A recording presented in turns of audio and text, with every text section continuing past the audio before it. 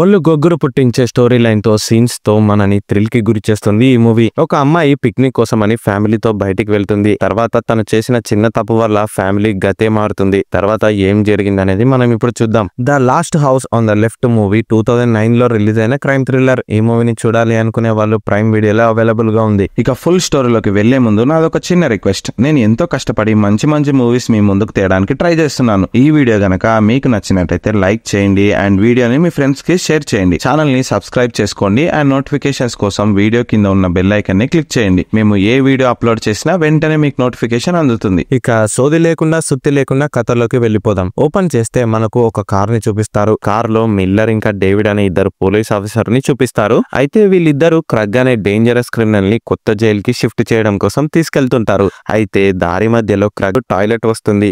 ఎక్కడైనా ఆపండి సార్ అని అడుగుతాడు. కానీ అలా చేస్తే క్రగ్ ఎస్కేప్ అయ్యే ఛాన్స్ ఉంది. అందుకే పోలీసులు అతని రిక్వెస్ట్ ని డిక్లైన్ చేస్తారు. తర్వాత కొంచెం దూరం వెళ్ళాక ట్రైన్ క్రాసింగ్ కనిపిస్తుంది. అక్కడ కార్ ని ఆపుతారు. సడన్ గా ఆ టైంలోనే పక్క నుండి ఒక పెద్ద వ్యాన్ వచ్చి పోలీసుల కార్ ని గుద్దుతుంది. వ్యాన్ నుండి ఇద్దరు వ్యక్తులు దిగుతారు. ఫ్రాన్సిస్ ఇంకా షెడీలు క్రగ్ గ్యాంగ్ లోని మెంబర్సే. ఇప్పుడు వాళ్ళు పోలీసులని చంపేసి క్రగ్ ని తప్పిస్తారు. అంతేకాకుండా వీళ్ళు ముగ్గురు పోలీసుల దగ్గర క్యాష్ ని కూడా కొట్టేస్తారు. ఆ మనీ రక్తంతో తడుస్తుంది. కట్ చేస్తే మనకు ఒక ఫ్యామిలీని చూపిస్తారు. హీరోయిన్ పేరు మేరీ, తల్లి ఎమ్మ, తండ్రేమో జాన్ ఒక డాక్టరు, ఎమ్మ మాత్రం హౌస్ వైఫ్, హీరోయిన్ మాత్రం స్విమ్మర్. హీరోయిన్ ఎన్నో కాంపిటీషన్స్ లో పార్టిసిపేట్ చేసి మెడల్స్ ని సాధించి ఉంటది. ఇక ముగ్గురు కలిసి ఫ్యామిలీ వెకేషన్ కోసం అని సిటీ అవుట్స్కర్ట్స్ లో ఉన్న లేక్ హౌస్ కి వెళ్తారు. అక్కడ హీరోయిన్ వాళ్ళకు పెద్ద విల్లా, పక్కనే గెస్ట్ హౌస్ ఇంకా ఒక బోట్ కూడా ఉంటాయి. హీరోయిన్ కి బెన్ అనే అన్న కూడా ఉండేవాడు. కానీ 1 year బ్యాక్ యాక్సిడెంట్ లో చనిపోయి ఉంటాడు. హీరోయిన్ తన అన్నని తలుచుకుంటూ ఎప్పుడు బాధపడుతూ ఉంటది. ఇక వీళ్ళ విల్లాని ఎమ్మ వాళ్ళ తమ్ముడు హీరో వాళ్ళ మామనే క్లీన్ చేసి చూసుకుంటూ ఉంటాడు. ఇక హీరోయిన్ వాళ్ళు వస్తున్నారని చెప్పి అతను అన్ని అరేంజ్మెంట్స్ ని చేసి ఉంటాడు. ఇక హీరోయిన్ చెరువులో ఈతను కొట్టి ఫ్రెష్ అప్ అవుతుంది. ఎమ్మ ఫ్యామిలీ కోసం లంచ్ ని రెడీ చేస్తుంది. కానీ ఇప్పుడే హీరోయిన్ తన పేరెంట్స్ తో ఒక మాట చెప్తుంది. స్కూల్ ఫ్రెండ్ అయిన పింకీ పక్క ఊర్లో ఉంది. తనని కలవక చాలా రోజులైంది. ప్లీజ్ నాకు కార్ ని ఇవ్వండి, వెళ్లి మీట్ అవుతా తనని అని రిక్వెస్ట్ చేస్తుంది. అసలే హీరోయిన్ చిన్నపిల్ల, ఒంటరిగా వెళ్లేందుకు ఎమ్మ ఒప్పుకోదు. ఏం కాదులే, నాకు నీ మీద నమ్మకం ఉంది, వెళ్ళు తల్లి, జాగ్రత్త అని తండ్రి జాన్ హీరోయిన్ కి చెప్తాడు. సరే అని చెప్పి హీరోయిన్ ఇప్పుడు కార్ తో ఫ్రెండ్ వద్దకు బయలుదేరుతుంది. హీరోయిన్ పక్కా తనకు గంటకొకసారి కాల్ చేయాలని తల్లి కండిషన్ ని పెడుతుంది. కట్ చేస్తే హీరోయిన్ తన చిన్ననాటి ఫ్రెండ్ అయిన పింకీని ఇప్పుడు కలుస్తుంది. పింకీ ఒక సూపర్ మార్కెట్ లో పని చేస్తుంటది. ఇద్దరు చాలా రోజుల తర్వాత ఇప్పుడే కలిసి ఉంటారు. సో ఇక ముచ్చట్లు పెట్టుకుంటారు. ఇప్పుడే షాప్ కి జస్టిన్ అనే కుర్రాడు వస్తాడు. వీడు హీరోయిన్ ని ఇంకా పింకీని అదే పనిగా చూస్తుంటాడు. ఇప్పుడే పింకీ మాట్లాడుతూ, మనము జాయింట్ కొట్టక చాలా రోజులు అవుతుంది, ట్రై చేద్దామా అని అంటే, నో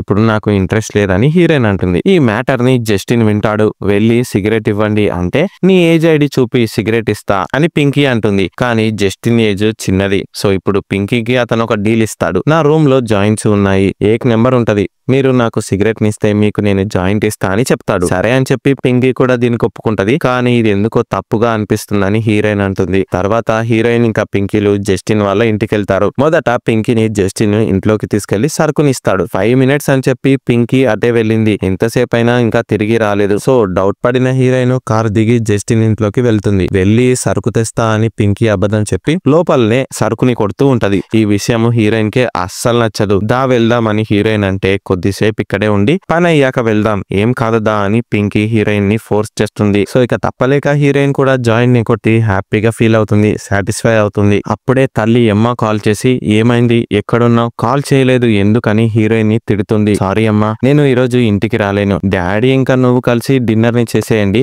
ఈ రోజు రాత్రి పింకీ వాళ్ళ ఇంట్లోనే ఉంటానని హీరోయిన్ అంటుంది. ఇక దీనికి కూడా హీరోయిన్ వాళ్ళ నాన్న ఓకే చెప్తాడు. కట్ చేస్తే మత్తులో జస్టిన్, పింకీ ఇంకా హీరోయిన్లు మునిగి తేలుతుంటారు. జస్టిన్ తన ఫ్యామిలీ గురించి హీరోయిన్ వాళ్లకు చెప్తాడు. తల్లి ఎప్పుడో చనిపోయింది, తండ్రి మాత్రం బిజినెస్ చేస్తాడు, మాతో పాటు ఒక అంకుల్ ఇంకా ఆంటీలు కూడా ఉంటారని అతను అంటాడు. ఇప్పుడే ఇక హీరోయిన్ కూడా చనిపోయిన వాళ్ళ అన్న గురించి చెప్పి బాధపడుతుంది. తన అన్న గిఫ్ట్ గా ఇచ్చిన నెక్లెస్ ని హీరోయిన్ ధరించి ఉంటది. పక్కనే మనకు ఒక న్యూస్ పేపర్ కనిపిస్తుంది. అందులో మనం స్టార్టింగ్ లో చూసిన క్రిమినల్ క్రగ్ ఫోటో ఉంటది. ఆ పేపరు ఇక్కడ ఎందుకుందో మనకు అర్థం కాదు. ఇద్దరు పోలీస్ ఆఫీసర్ ని హత్య చేసిన ఇన్సిడెంట్ సీసీ కెమెరాలో రికార్డ్ అయి ఉంటది. సో అతని ఫోటోని పేపర్ లో వేసి అతని కోసం గాలిస్తుంటారు పోలీసులు. కట్ చేస్తే ఇప్పుడు మత్తు ఎక్కువ అవడంతో హీరోయిన్ ఇంకా పింకీలు జస్టిన్ కి సరదాగా మేకప్ వేయాలని ట్రై చేస్తారు.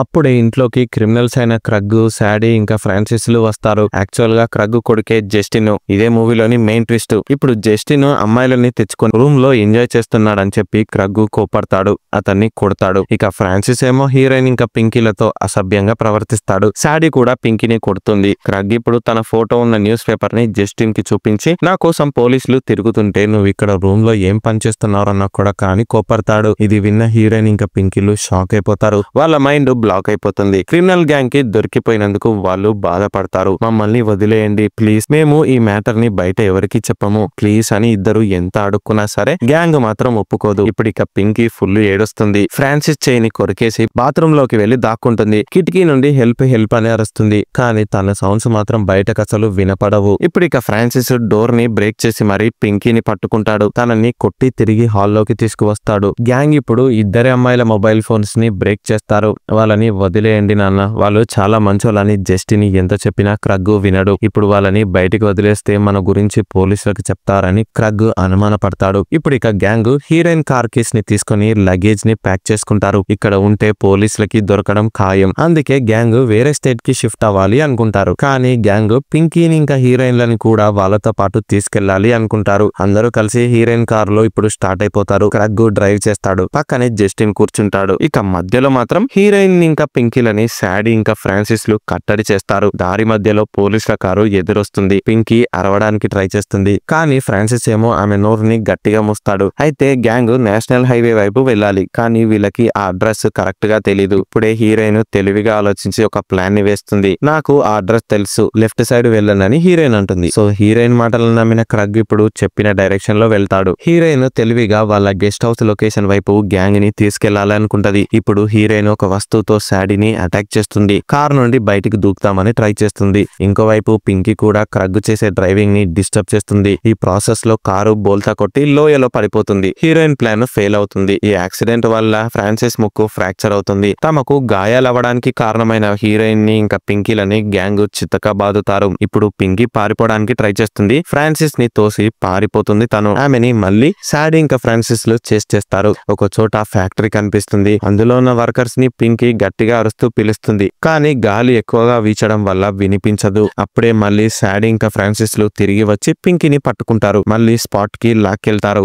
ఇప్పుడు క్రగ్ ఒక దుస్సాహసానికి ట్రై చేస్తాడు. మంచోడైన జస్టిన్ ని కొట్టి ఇద్దరు అమ్మాయిలని రేప్ చేయమని వాణ్ణి ఫోర్స్ చేస్తాడు. కానీ జస్టిన్ దీనికి ఒప్పుకోడు. ఇప్పుడు గ్యాంగ్ ఫోర్స్ఫుల్ గా హీరోయిన్ దుస్తులని చించేస్తారు. ఇది చూసిన పింకీ గ్యాంగ్ ని బూతులు తిడుతుంది. కోపం వచ్చిన క్రగ్ కత్తితో పింకీని పొడుస్తాడు. తను ఆన్ ద స్పాట్ చనిపోతుంది. నా వల్లే నీకు ఈ సిచ్యుయేషన్ వచ్చింది, ఐఎమ్ సారీ అని చనిపోతున్న పింకీ హీరోయిన్ కి చెప్తుంది. ఇప్పుడు ఇక మొండిగా ప్రవర్తిస్తున్న హీరోయిన్ ని క్రగ్ దారుణంగా రేప్ చేస్తాడు. హీరోయిన్ బాధతో అల్లాడిపోతుంది. నా వల్లే హీరోయిన్ కి గతి పట్టిందని జస్టిన్ బోరున ఏడుస్తాడు, కన్నీరు కారుస్తాడు. వద్దు ఆపండి నాన్న అని జస్టిన్ ఎంత చెప్పినా గ్యాంగ్ జస్టిన్ ని కొట్టి ఒక చోట కూర్చోపెడతారు. ఇప్పుడిక హీరోయిన్ నేను ఒక స్విమ్మర్ ని మీకు తెలుసా అని చెప్తుంది. ఏంటి మాకు వినపడలేదని గ్యాంగ్ అంటారు. హీరోయిన్ ఇప్పుడు గ్యాంగ్ దృష్టిని మళ్లించి పక్కనే ఉన్న చెరువులోకి దూకుతుంది. తను ఈత కొడుతూ ఎస్కేప్ అవుదామని ట్రై చేస్తుంది. అలాగే కాస్త దూరం బాగానే ఈత కొడుతుంది. కానీ క్రగ్ గాడు హీరోయిన్ ని గన్తో షూట్ చేస్తాడు. చివరకు లాస్ట్ బుల్లెట్ హీరోయిన్ వీపులోకి దిగుతుంది. దీంతో హీరోయిన్ చనిపోతుంది. తన బాడీ నీటి మీద తేలుతుంది. మంచి షాట్ రా అని చెప్తూ ఫ్రాన్సిస్ క్రగ్ ని అభినందిస్తాడు. హీరోయిన్ సిచ్యుయేషన్ ని చూసిన వరుణ దేవుడికి కూడా బాధ కలిగిందేమో వర్షాన్ని కురిపిస్తాడు. పెద్ద తుఫాను వస్తుంది. హీరోయిన్ కారు పాడైపోయింది కదా, ఇక ఇప్పుడు తుఫాన్ లో ఎక్కడికి వెళ్ళడానికి లేదు.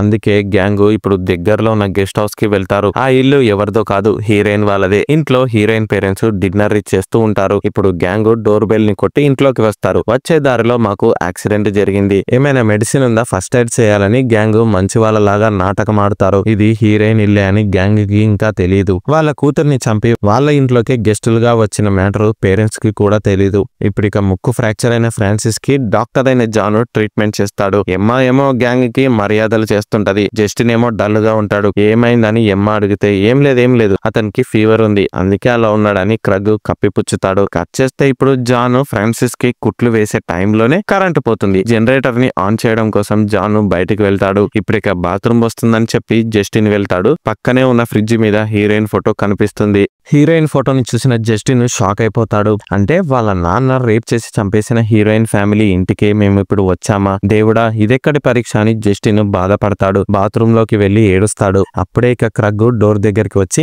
నువ్వు చక్కగా ఉండు, ఏమైనా తేడా పనిచేసి మనం క్రిమినల్స్ అని వీళ్ళకి చెప్పినావనుకో నేను నిన్ను కొడుకుగా కూడా చూడకుండా చంపేస్తా అని వార్నింగ్ ఇచ్చి వెళ్ళిపోతాడు. తర్వాత ఇక జస్టిన్ ఒక ప్లాన్ వేస్తాడు. వాళ్ళ నాన్న గ్యాంగ్ మ్యాటర్ ని లీక్ చేయాలని చెప్పి జస్టిన్ హీరోయిన్ నెక్లెస్ ని కాఫీ కప్ వద్ద పెడతాడు. హీరోయిన్ పారిపోతుంటే చైన్ కింద పడిపోయి ఉంటది. దాన్ని జస్టిన్ తీసుకొని ఉంటాడు. ఇప్పుడు దాన్ని క్రగ్ కి డౌట్ రాకుండా కాఫీ కప్ వద్ద పెట్టి వస్తాడు మన జస్టిన్ బాబు. ఇప్పుడు ఫుల్ వర్షం పడుతుంది. ఎక్కడికి వెళ్తారు? బయట మా అవుట్ హౌస్ ఉంది, అందులో ఈ నైట్ స్టే చేయండి, రేపు వెళ్ళండి అని జాన్ అంటాడు. అయ్యో థ్యాంక్ యూ, మీకెందుకు లేండి ఇబ్బంది అని క్రగ్ అంటాడు. నో పర్లేదు రండి, పక్కనే ఇల్లు అని ఎమ్మ గ్యాంగ్ ని అవుట్ హౌస్ కి తీసుకెళ్తుంది. అన్ని అరేంజ్మెంట్స్ ని చేసి ఎమ్మ తిరిగి ఇంట్లోకి వస్తుంది. ఇప్పుడు ఇక గ్యాంగ్ పడుకుంటారు. టేబుల్ మీద క్రగ్ గన్ ని పెట్టి పడుకుంటాడు. ఆ గన్ ని ఎలాగైనా సరే కొట్టేయాలని జస్టిన్ అనుకుంటాడు. మంచి సమయం కోసం వెయిట్ చేస్తాడు. ఎమ్మ చాలా అందంగా ఉంది, ఎందుకో తెలీదు ఆమె నా మీద మనసు పడిందని అనిపిస్తుంది అని ఫ్రాన్సిస్ గ్యాంగ్ తో అంటాడు. శాడీ ఇంకా క్రగ్గులు సెక్స్ చేసి అలసిపోయి పడుకుంటారు. కట్ చేస్తే తిరిగి ఇంట్లోకి వెళ్లిన ఎమ్మ కూతురు గురించి టెన్షన్ పడుతుంది. కాల్ చేస్తా అని చెప్పి అసలు కాలే చేయట్లేదు ఎందుకని తల్లి భయపడుతుంది. తిరిగి కాల్ చేస్తే రెస్పాన్స్ ఉండదు. సో ఇప్పుడు ఎమ్మని జాను ఓదారుస్తాడు. టెన్షన్ పడకు, తను సేఫ్ గానే ఉండి ఉంటదిలే అని అతను అంటాడు. ఇప్పుడు ఎమ్మ వచ్చిన గ్యాంగ్ గురించి చెప్తుంది. వాళ్ళని చూస్తే భయంగా ఉంది, ఎందుకో తెలీదు వాళ్ళు వింతగా ఉన్నారని తన ఒపీనియన్ ని చెప్తుంది. కట్ చేస్తే మనకిప్పుడు హీరోయిన్ ని చూపిస్తారు. తను చనిపోలేదు, బ్రతికే ఉంటది. ఇదే మూవీలోని ఇంకో పెద్ద ట్విస్ట్, బుల్లెట్ తగలడం వల్ల స్పృహ కోల్పోయి ఉంటది. రక్తము చాలా పోయింది కాబట్టి తను అలసిపోతుంది. అతి కష్టం మీద ఈత కొట్టి ఒడ్డుకు చేరుకుంటది. పక్కన హీరోయిన్ వాళ్ళ ఇల్లు కనిపిస్తుంది. వెంటనే తను పాక్కుంటూ వెళ్లి బ్యాక్ డోర్ ని కొడుతుంది. ఏంటది? వెనుక నుండి సౌండ్స్ వస్తున్నాయి. ఎవరు అని పేరెంట్స్ ఎంత అరిచినా రెస్పాన్స్ ఉండదు. సో ఇద్దరు వెళ్లి చూస్తారు. తన కూతురు గాయాలతో స్పృహ కోల్పోయి ఉండటం చూసిన వీళ్ళు షాక్ అయిపోతారు. వెంటనే జాను హీరోయిన్ ని ఇంట్లోకి తీసుకెళ్తాడు. బుల్లెట్ షాట్ వల్ల ఫుల్ రక్తం పోయి ఉంటది. ముందు జాను ఒక బట్టతో బ్లీడింగ్ ని ఆపుతాడు. తల్లి హీరోయిన్ ని చూసి బోరున ఏడుస్తుంది. ఎంత పిలిచినా హీరోయిన్ రెస్పాన్స్ ఇవ్వదు. జాన్ ఇప్పుడు సిపిఆర్ ని చేసి హీరోయిన్ ని సేవ్ చేస్తాడు. ఇప్పుడు తను మాట్లాడుతూ నాకు ఊపిరి ఆడట్లేదు నాన్న అని చెప్తుంది. ఇప్పుడు ఇక జాన్ కత్తికి వేడి అంటించి హీరోయిన్ బాడీని కోస్తాడు. చెడు రక్తాన్ని బయటికి విడుస్తాడు. దీని వల్ల చోకింగ్ వదిలి హీరోయిన్ మంచిగా శ్వాసని తీసుకుంటది. ఇప్పుడు ఏమైంది చెప్పు తల్లి ఏమైందని జాన్ అడుగుతాడు. తనకు జరిగిన ఘోరం గురించి హీరోయిన్ చెప్పాలని ఎంత ట్రై చేసినా వీలు కాదు. ఇప్పుడు ఇక జాన్ తన కూతురు మీద గోళ్లతో గీరిన ఆనవాళ్ళని చూస్తాడు. తన కూతురు మీద రేప్ జరిగిందని తెలిసి పేరెంట్స్ ఇద్దరు కుప్ప కూలిపోతారు. అభం శుభం తెలియని ఆడబిడ్డకి ఇంత కష్టం వచ్చింది ఎందుకని పేరెంట్స్ ఇద్దరు బాధపడతారు. అప్పుడే ఇక ఎమ్మ వాటర్ తేవడానికి వాష్ బేసిన్ వద్దకు వెళ్తుంది. అక్కడ కప్స్ దగ్గర జస్టిన్ హీరోయిన్ చైన్ ని పెట్టి ఉంటాడు కదా, దాన్ని ఎమ్మ చూసి షాక్ అయిపోతుంది. అంటే ఇంటికి వచ్చిన గెస్ట్లే తన కూతురుని రేప్ చేశారని తెలిసి పేరెంట్స్ ఇద్దరు షాక్ అయిపోతారు. ఆ పిల్లోడు ఫ్రిడ్జ్ మీద ఉన్న మన కూతురు ఫోటోని చూసినప్పుడే నాకు అనుమానం వచ్చింది. ఇప్పుడు ఏం చేద్దామని ఎమ్మ అంటుంది. తన కూతురికి అన్యాయం చేసిన వాళ్ళకే మర్యాదలు చేసి ఇంట్లో పెట్టుకున్నామా అని పేరెంట్స్ ఇద్దరు బాధపడతారు. ఇప్పుడే జాను ఒక డిసిషన్ ని తీసుకుంటాడు. నా కూతురు మీద చేయి వేసిన క్రిమినల్ గ్యాంగ్ మొత్తాన్ని చంపేస్తా, దానికి నీ హెల్ప్ నాకు కావాలి. వెంటనే వెళ్లి మన బోట్ ని రెడీ చేయి, నేను వెపన్స్ ని తెస్తా, వాళ్ళ అంతు చూద్దామని జాన్ అంటాడు. సరే అని ఎమ్మ హీరోయిన్ ని పక్క రూమ్ లో పడుకోబెడుతుంది. జాన్ ఏమో స్టోర్ రూమ్ కి వెళ్లి వెపన్స్ కోసం టూల్స్ కోసం వెతుకుతాడు. అప్పుడే అనుకోకుండా ఇంట్లోకి ఫ్రాన్సిస్ వస్తాడు. వీడికి నిద్ర పట్టదు. సో బియర్ తాగుదామని వస్తాడు. ఇంట్లో బియర్ ఉందా చెప్పు అని ఫ్రాన్సిస్ ఎమ్మని అడుగుతాడు. లేదు బియర్ లేదు, కానీ వైన్ ఉండి ఉంటది చూస్తా గాని ఎమ్మ పక్కనే ఉన్న కత్తిని బయటికి తీస్తుంది. కానీ పక్క రూమ్ లో ఉన్న హీరోయిన్ ని ఫ్రాన్సిస్ చూస్తాడేమో అని ఎమ్మ భయపడుతుంది. ఫ్రిడ్జ్ మీద ఉన్న తన కూతురు ఫోటోని ఎమ్మ చించేస్తుంది. ఇప్పుడు ఇక ఎమ్మ ఫ్రాన్సిస్ కి మాయ మాటల్ని చెప్పి ట్రాప్ చేస్తుంది.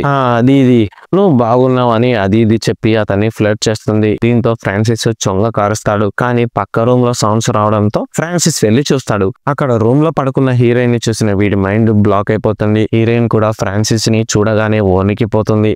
అప్పుడే ఇక ఎమ్మ వైన్ బాటిల్ తో ఫ్రాన్సిస్ తల పగలగొడుతుంది, కత్తితో పొడుస్తుంది. అయినా కూడా ఫ్రాన్సిస్ మొండోడిలాగా బిహేవ్ చేస్తూ తిరిగి ఎమ్మతో ఫైట్ చేస్తాడు. అప్పుడే జాన్ అక్కడికి వచ్చి ఫ్రాన్సిస్ తలని వాష్ బేసిన్ లో ముంచుతాడు. వాటర్ లో ఫ్రాన్సిస్ కి ఊపిరాడదు. ఫ్రాన్సిస్ హ్యాండ్ ని మోటార్ లో పెట్టి జాన్ స్విచ్ ని ఆన్ చేస్తాడు. అప్పటిక ఫ్రాన్సిస్ హ్యాండ్ మోటార్ లో తిరిగి నుజ్జు గిజ్జు అయిపోతుంది. నొప్పిని భరించలేక అతను గట్టిగా అరుస్తాడు. ఇక జాన్ సుత్తితో ఫ్రాన్సిస్ తల మీద కొట్టి అతన్ని చంపేస్తాడు. తర్వాత జాన్ క్రిమినల్ గ్యాంగ్ ఉన్న అవుట్ హౌస్ కి వెళ్తాడు. సైలెంట్ గా మేడ మీదకి ఎక్కుతాడు. బెడ్ మీద క్రగ్ ఇంకా శాడీలు డీప్ స్లీప్ లో ఉంటారు. కానీ కింద చూస్తే జస్టిన్ గన్ని పట్టుకొని కూర్చుంటాడు. దాన్ని జస్టిన్ జాన్ కి ఇచ్చేస్తాడు. తన తండ్రిని చంపేయమని జస్టిన్ జాన్ తో చెప్తాడు. సౌండ్స్ విన్న శాడీ లెగుస్తుంది. వెంటనే జాన్ శాడీని షూట్ చేస్తాడు. ఇప్పుడిక క్రగ్ నిద్ర నుండి లేచి చూస్తాడు. అతను జాన్ షూటింగ్ నుండి ఎస్కేప్ అయిపోతాడు.